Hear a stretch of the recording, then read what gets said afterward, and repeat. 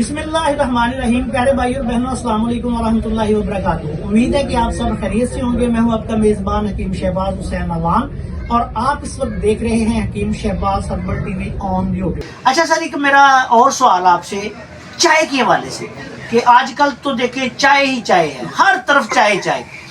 کوئی گھر میرے خیال میں ایسا نہیں ہوگا جہاں کوئی نہ کوئی چائے پی جا رہی ہو. تو اس زمانے میں کیا چائے آ چکی تھی، اور اگر آ چکی تھی تو حضرت صابر ملتانی رحمۃ اللہ علیہ کا اس کے بارے میں کیا خیال تھا؟ دیکھو یہ چائے اس زمانے میں آ چکی تھی اور یہ ایک بڑی مشہور چائے تھی. اس کو کہتے ہیں ماں بچہ چائے. ماں بچہ چائے. ماں بچہ چائے. اچھا. ماں بچہ چائے کی ہر دکان پہ پوڑیاں لڑکی ہوتی تھی. پہلے تو فری کہتے تھے فری پیو. اچھا. تو صاحب کہتے تھے کہ یہ چائے کم پیو، اس سے جو گردوں کی چربی وہ پگھل رہی ہے، جس کی وجہ سے گردے متاثر ہو رہے ہیں. چائے کم پیو اور یہ گردوں کی چربی متاثر کر رہی ہے. یعنی وہ کہتے تھے کہ کم سے کم چائے پی، کم سے کم چائے پی. اور یہ جو ہمارا رواج ہے نا مرنے کے بعد یاد کرتے ہیں، وہ مطلب وہ اب دنیا یاد کر رہی ہے. اب دنیا یاد کر رہی ہے.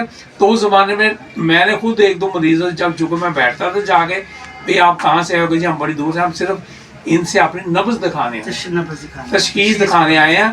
اور دوائی تو پھر یہ ہے کہ کئی ہوتا نا جی ایلوپیتھی کھا لیں گے، کسی نے کہا جی کوئی کھا لیں. تشخیص کرانے تو وہاں آتے تھے. اور یہ ہے کہ ان کے کمرے میں ابھی بھی مجھے ذہن میں کمرہ گھوم رہا ہے، کوئی میرا حال ہے 15-20 کرسیاں بھری ہوتی تھی اور لوگ باہر ویٹنگ میں ہوتے تھے. اور دوسرے جو آتے تھے کوئی اس زمانے جو صاحب حیثیت لوگ تھے گاڑیوں پہ، ان کو زیادہ یہ ہوتا تھا کہ ہم آئے ہیں، اتنے بڑے آدمی ہیں اور حکیم صاحب نے مفتی بات بتا دی، پیسہ دیا کوئی نہیں. تو تھوڑی سی وہ پھر وہ ہوتی ہے کہ جی چونکہ پیسہ خرچ کو نہیں ہو رہا تھا تو لوگ پتہ نہیں جا کے کرتے تھے، یہ ہمیں نہیں پتا.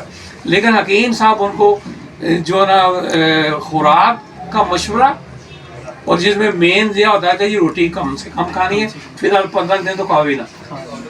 یعنی صرف ہاں یہ کہتے تھے بھوک ہے سالن کھاؤ، سالن میں بھی گھی ڈال کے کھاؤ، سالن میں بھی گھی ڈال کے کھاؤ.